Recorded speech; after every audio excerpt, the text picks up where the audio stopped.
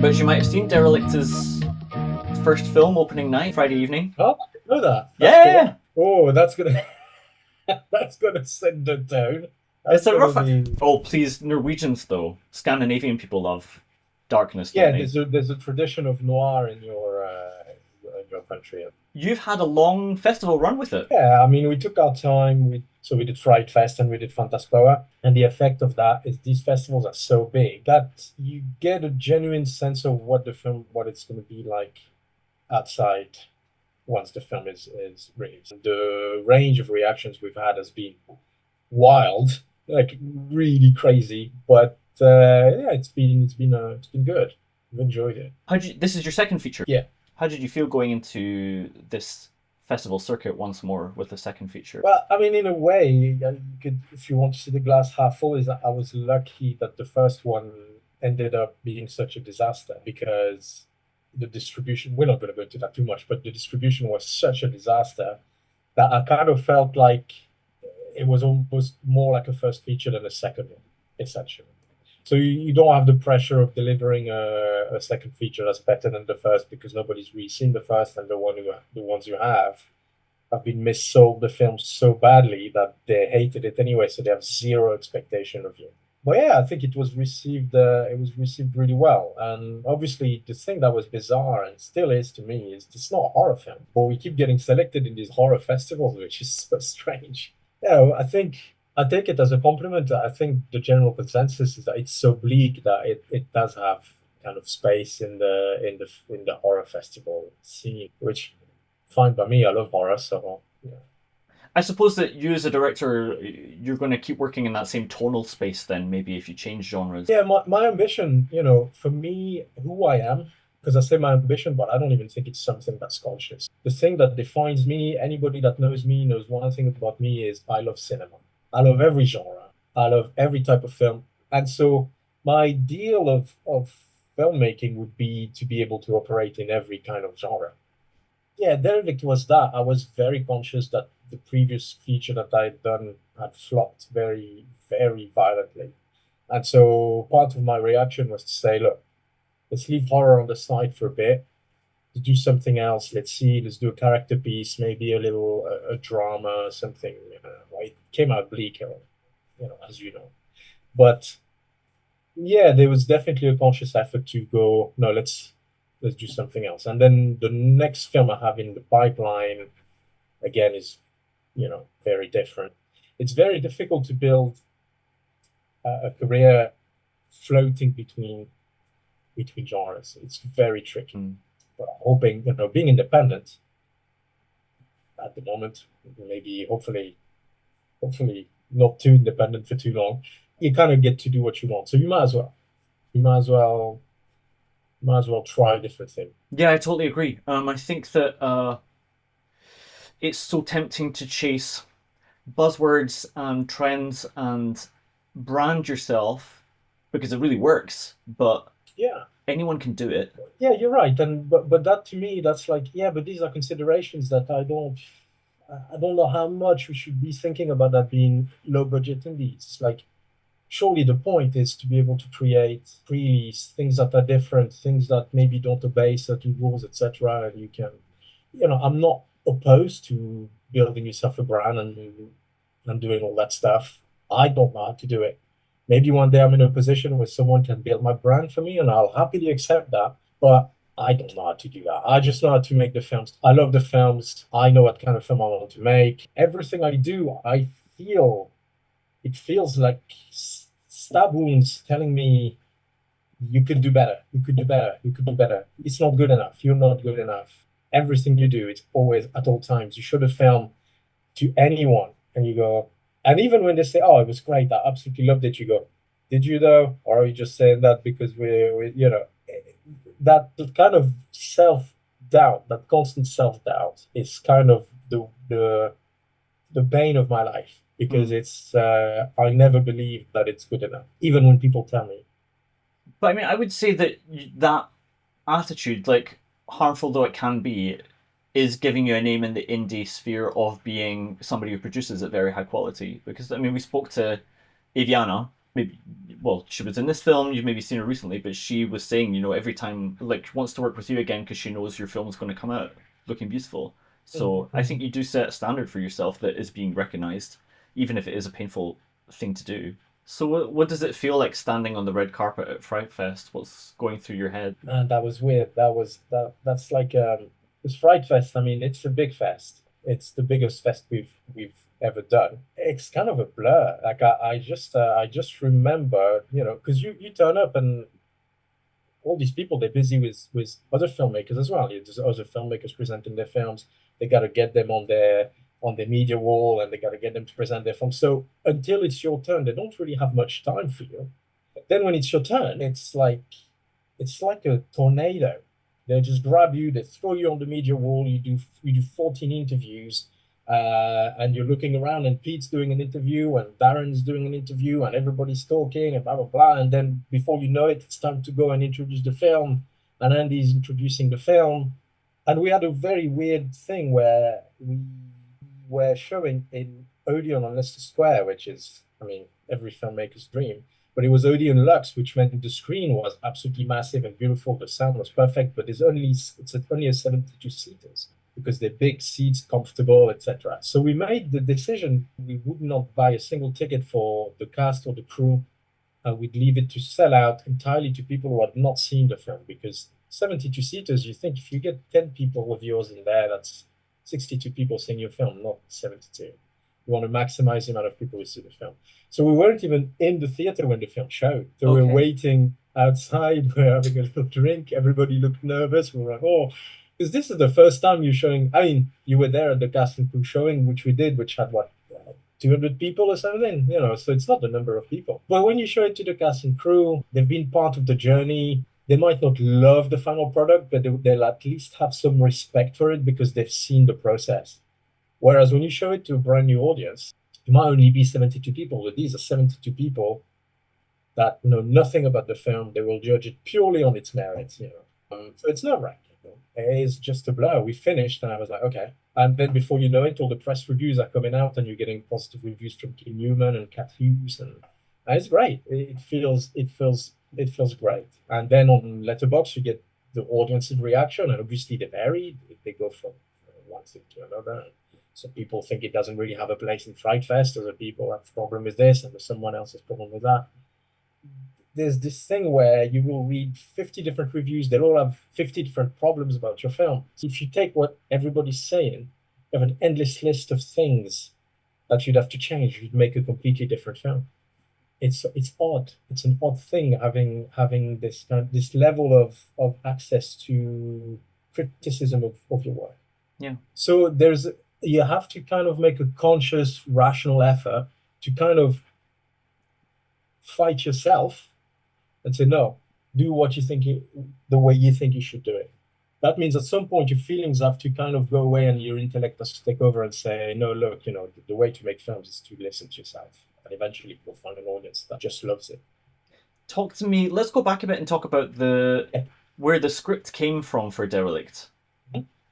Was this an idea that somebody brought to you? Because I recently received the script and I see there's lots of different names on the front. So presumably you were all in a room at one point. Essentially, that script idea came from something that happened in my hometown. Basically, the centerpiece of the film, the act that drives the narrative, that doesn't actually arrive, because the film is, we might as well say, the film is out of chronological order. So the thing that starts it all up is actually the centerpiece of the film. It's kind of a set piece. That is what happened in my hometown that sparked the idea. And I think I was 19 at the time. The reason that this kind of this true crime stayed with me is because I went to school with one of the two people who had committed this horrendous act. And in my mind, what was strange is I had a hard time kind of reconciling who I thought this guy was from going to school with him with what he had done. Obviously, that was 20 years ago, and in the 20 years where that happened, I had a chance to kind of read about what actually happened, read the legal documents, read the newspapers, and that led me to also see some kind of testimonies and interviews with the family of the victim. And it struck me that 20 years on, these people still aren't over it. There's no way to get over something like that. It's impossible. And so from that, I thought, yeah, I guess, there's an interesting bit of drama there that actually we don't see that often. This whole thing of someone has been taken away from me and I can't, my life has been put on pause, basically.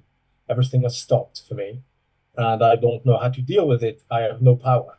That was the whole narrative. And then obviously you add some genre elements to make it, to make it interesting for people looking from the outside. But the key was that we always wanted to create a film where we'd always promise genre, but it will always be undermined by reality coming in. That's kind of an idea that I had from weirdly La La Land. What I love about this film is how this romance is always interrupted by little things from real life, like cell phone, traffic, and I kind of love that idea. And so I wanted the character of Abigail to seek revenge, but I started thinking, yeah, how hard is it to get revenge in real life? It's not like in the movies. You don't just get a gun and start shooting the bad guys and jump with two guns in your hands. And I thought, okay, well, how difficult is it to get a gun in the UK? And how difficult is it to actually kill someone? And Hitchcock said it the best, killing someone is extremely difficult. It should look difficult on film. So in terms of the writing itself, I wrote like maybe 17 drafts of it. And then at some point, I felt like I'd done my best. I'd never written a feature myself before. And I thought, I've done my best. It's not bad, but I think it could be even better if I put it in the right hands. And so I contacted two people that I work with quite a bit, Michael McKenzie and Kat Ellinger. Both have very different qualities as people and as writers.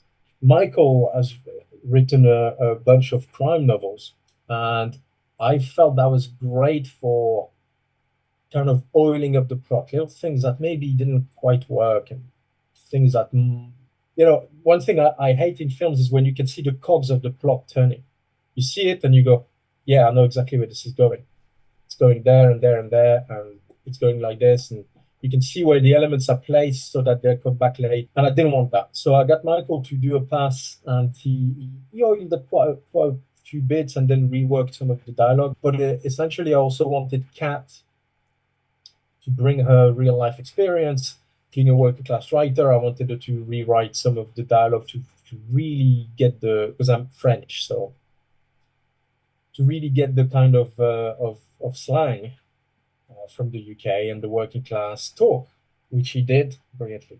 And then there's a two writer we had on board, what came from, and it's unexplainable in the final product because it never made it to the screen. But we had this idea for a prologue for Uncle Henry, which would act as a kind of I don't know if you've seen a film called The Place Beyond the Pines. Yeah, yeah, yeah. Yeah, what's really interesting is that in that film is that it lures you into thinking it's about one thing and then actually it's about something else. But it's also kind of weirdly cohesive in that thematically, what happens in the first part of the film is inherently connected to the rest of the film. And that was kind of the idea, was give a prologue where then you'd spend another hour of the film going, what did that have to do with anything? And then it makes sense when it connects with Uncle Henry. And that would have been 25 minutes of film. And it was about Uncle Henry, who'd been in the army, and he's got that kind of PTSD, and he wants to make amends for something that he gave an order, and he wants to make amends for it. And it played as kind of a mix of First Blood and Paddy Considine. Tyrannosaur, is The that or short film so? he made. So I think it's called Dog All Together or Okay, yeah. something like that. Anyway, and then he made the feature Tyrannosaur, which is also great, and that kind of played in that way.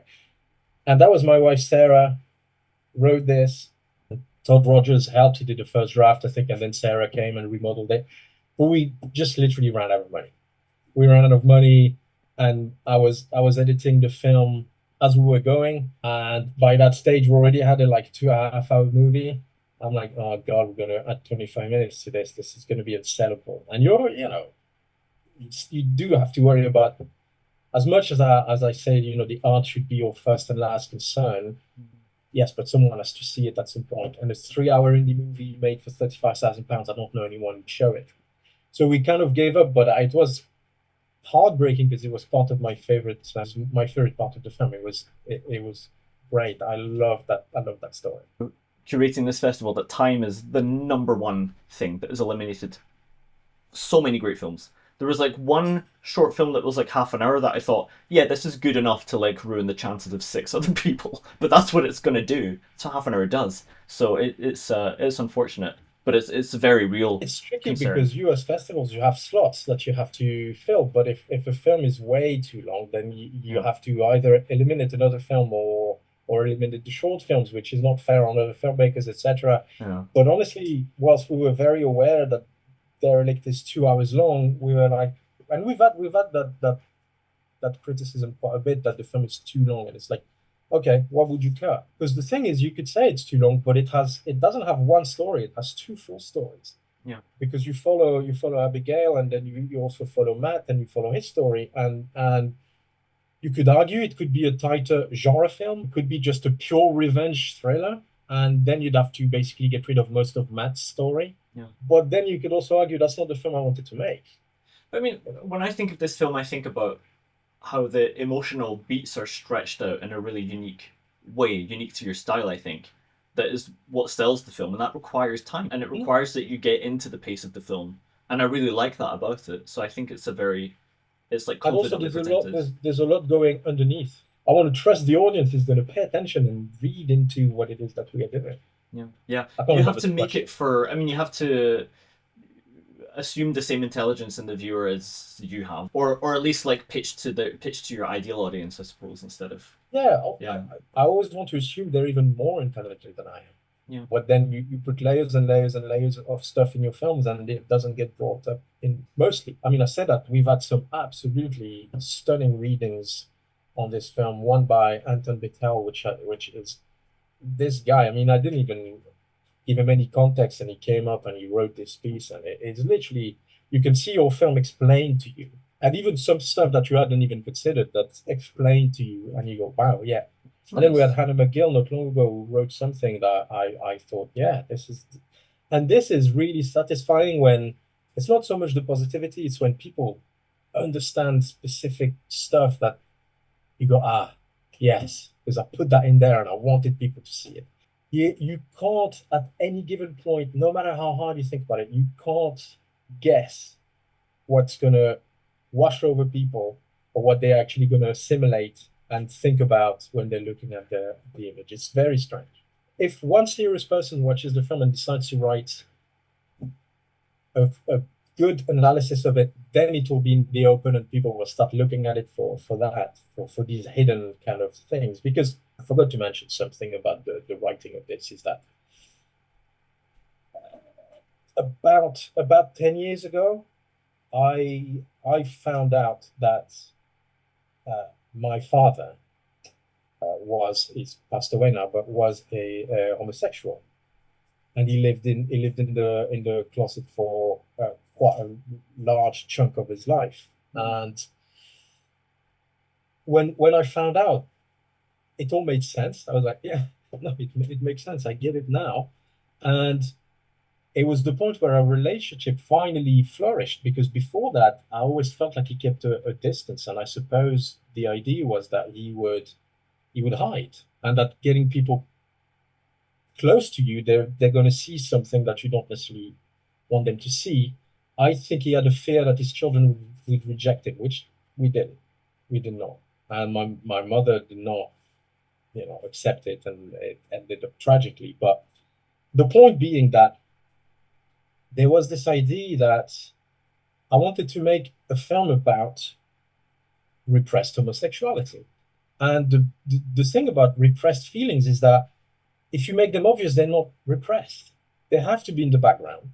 They have to be hidden. People have to make the effort to go and see it, and it's sprinkled all over the film. Like it's in a lot of, you talking about Eviana. That scene for me, I've had a few people saying, "Well, why don't you cut that scene because it doesn't serve a narrative purpose?" And I'm like, "Yeah, no, it does. It serves the narrative purpose of the film, which is that when Pete's character Ewan notices that his brother might have feelings of desire towards the character played by Joe James, Yeah. he decides that he needs to beat it out of him. And one part of doing that is to force him to have heterosexual relationship with women. This scene is key. This is the scene where he breaks him. He goes, no, you will do what I tell you. And if you remove this scene, I don't know that anyone would accept that Mike does what he does at the key point of the film. Hmm. Well, it must upset you then that you mentioned that you've received criticism of homophobia. Two different places as well, which means, that's going to be a take. That to me, that's hurtful because that's absolutely not the intent. I think the film's showing homophobia, it's showing transphobia, but there's not a single point where the film is like, yeah, we agree with these people. If anything, we show the toxicity of this type of masculinity. Yeah, and you have a personal motivation to display the harmful consequences of this behavior.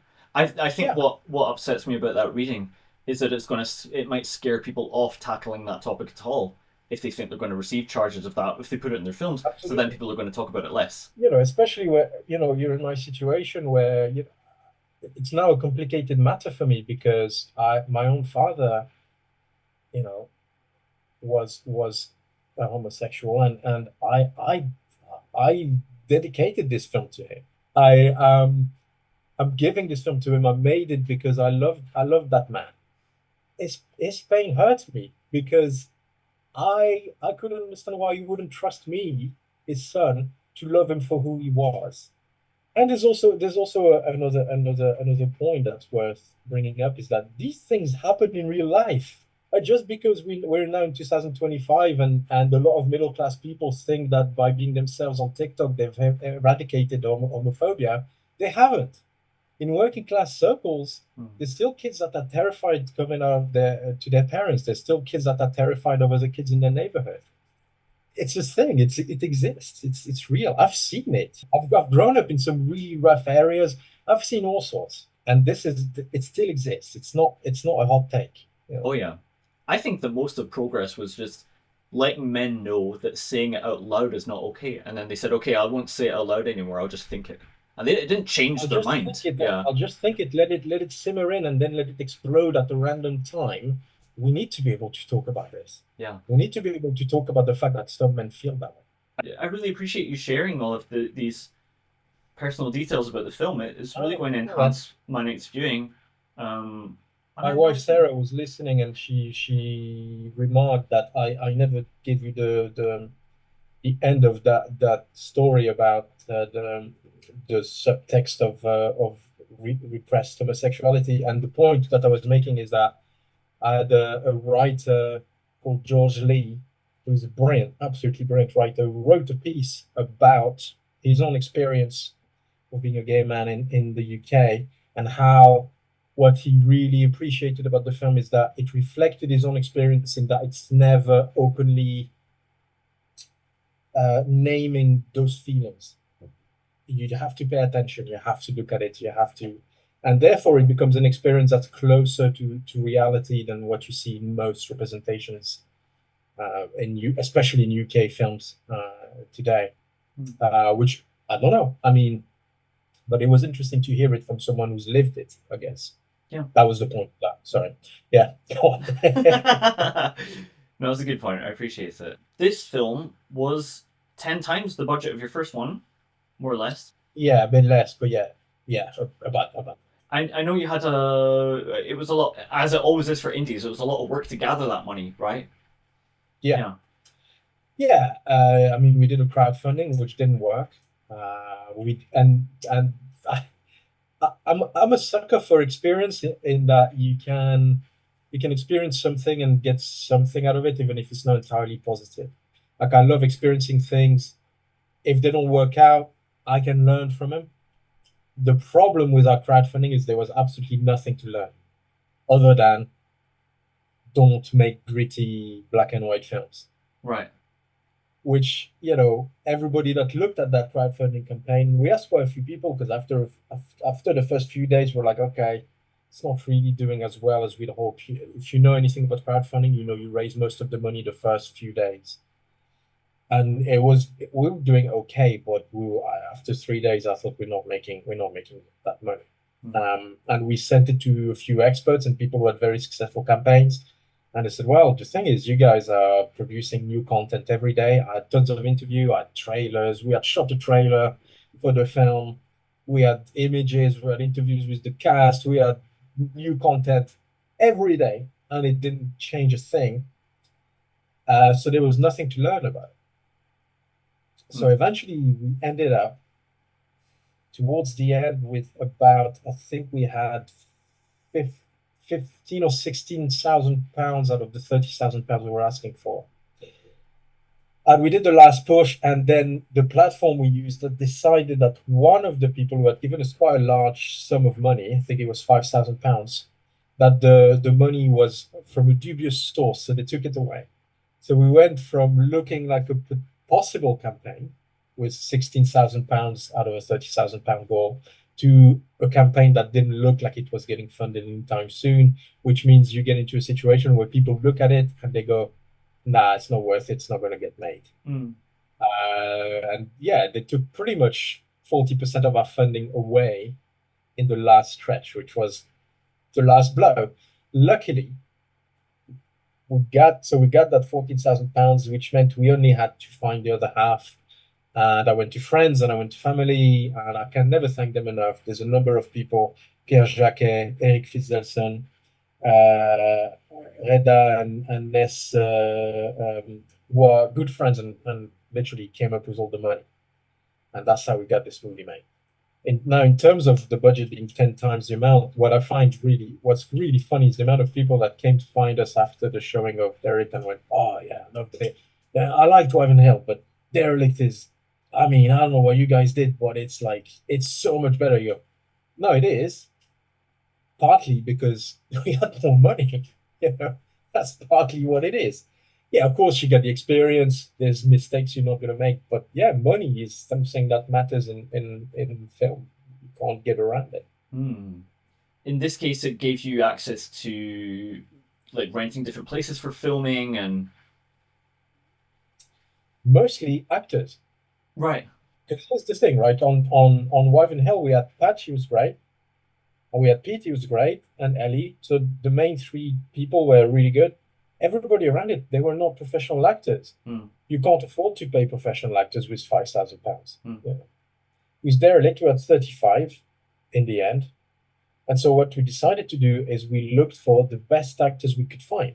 It took a long time. We did quite a few casting calls. We had a ton of self tapes and because I think the key is Derelict, deep down it's a drama. In a horror film, let's be honest, you can get away with a little bit of dodgy acting. Put boobies in there and a bit of gore, and most people are quite happy to ignore the bad acting. Right? Mm. In a drama, bad acting is a film killer. One weak link and the drama comes undone completely, and no one buys it. So we wanted every single role to be filled by someone who could deliver a powerhouse performance. And in all the reviews we got, including the ones that didn't necessarily love the film, what keeps coming back is how good the cast is in this film. And that's where the money went. Excellent. Like locations, we were clever about locations. So, for example, the set piece that takes place in this enormous flat. I'm trying not to spoil too much because this is going to be before the festival. Yeah. Takes place in this enormous flat, and that was expensive. So what we did is we doubled it down as a cast and crew, basically hotel. They stayed there, they slept there, they ate there, and that way it justified the expense because that was price. But in terms of location, it didn't cost that much in the sense that Hereford is such and I mean that in the nicest possible way, as nicely as I can. But Hereford is a small town where ambitious creative endeavor is rare. So when you come to people and you go, "Hey, I want to make a feature film in Hereford," they're so happy to help. You can get locations and you can get hands and crew for not a lot of money. It's like a little miracle, and you can triple. This is the thing to say to people trying to do films on a budget. you can triple your production value by choosing a good location. Hmm. And you put good actors in it, then it's just the technical. Good camera work, good sound. Pay the right people to do the right bits. Nice. I think everybody got paid on this one except me and essentially Andy. Everybody else got paid. Huh. You mentioned the Blu-ray. You've got distribution. The film's coming out soon as well, isn't it? We caught it just in time. Yeah, so I can't go into massive detail. I'm waiting for them to lead the way. I think we're going to start seeing press reviews and announcements very soon. I can tell you it's going to be in September, and there will be a Blu-ray Mm-hmm. and streaming Wow. in multiple regions of the world. Nice. Pretty much every English-speaking region for starters, and then we were lucky we had French subtitles, and Fantaspoa in Brazil were kind enough to supply us with Brazilian Portuguese subtitles. So that's going to be another region of the world that gets unlocked. Nice. So it's going to be as wide as this kind of film is ever going to get, I suppose. What can you tell us anything about your next project, or how do we find out more about you? I can. I mean, the problem is every time I announce a project, it turns out we can't raise the money, and so I have to do something else. So when we did Wyvern Hill, we announced that kind of samurai post-apocalyptic movie, and then the funding fell through. So we did Derelict. What I have in store right now is a kind of criminal odyssey reimagining of Frankenstein Cool. about a punk girl who, through a series of circumstances, ends up debt collecting for a criminal organization. That's the beginning of the film, and then Excellent. I'll watch that anyway. Whatever happens next. I That's know you will. awesome. You're a great supporter. Right.